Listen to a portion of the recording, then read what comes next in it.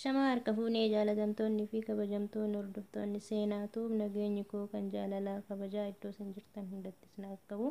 Adalee viidiyoo biraatiin isin deebi'eera. Viidiyoon adda qabadde isin deemamuutu rifeensa keessan akkamitti torbee tokko keessatti wixxeetii isaa akka argitan isinitti fannufe. Innillee viidiyoo biraa qabadde isin deebi'ee jira. Akkuma jedhamu ka viidiyoon kun baay'ee viidiyoo ajaa'ibaati. Yoo jaalattan laayik, sheer, kooment gochuu hin dagatinaa. Video waan isinitti dheeressuun barbaanneef garuma viidiyootti isin dabarsa.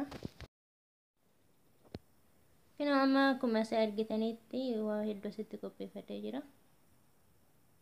Shunkurtii diimaa jechuudha. Killee olaayif ishii beebii ooyil beebii ka jedhu san jechuudha. Zayitiidha ishiin.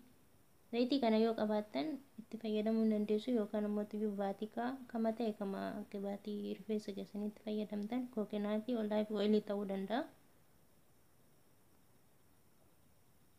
Amma xiqqoo ishiin afaan turaa haga shunkurtii irraa faffaaqee gochisutti ilaalatuma irraa gonjistanii hin faayitan jechuudha.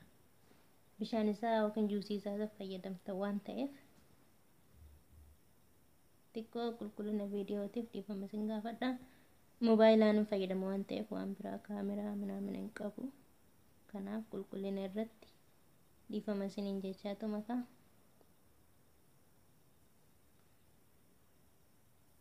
Ergarraa qola isaa gonjistanii hin faayitan jechuudha akkuma argitan.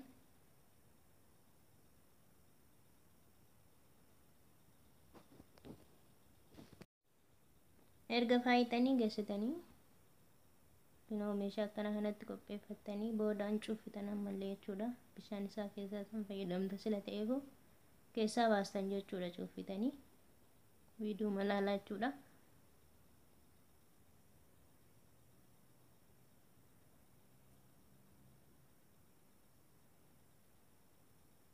Akkasitti maankaadhaan keessaa gadi qabdanii ofii keessaa waan ta'e keessaa cuufitanii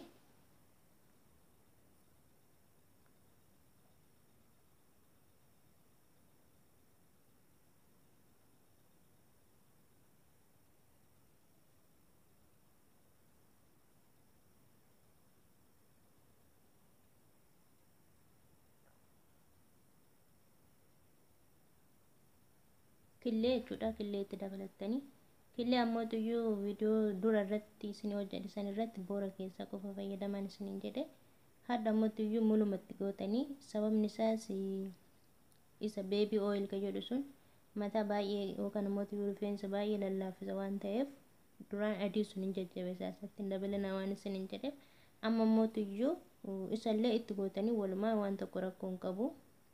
Ammoo tuyyuu shunkurtii diimaan rifeensa baay'ee dhedheeressuuf baay'ee qooda qaba. Kaasinitti mucaala jechuudha. Baay'ee qooda qaba.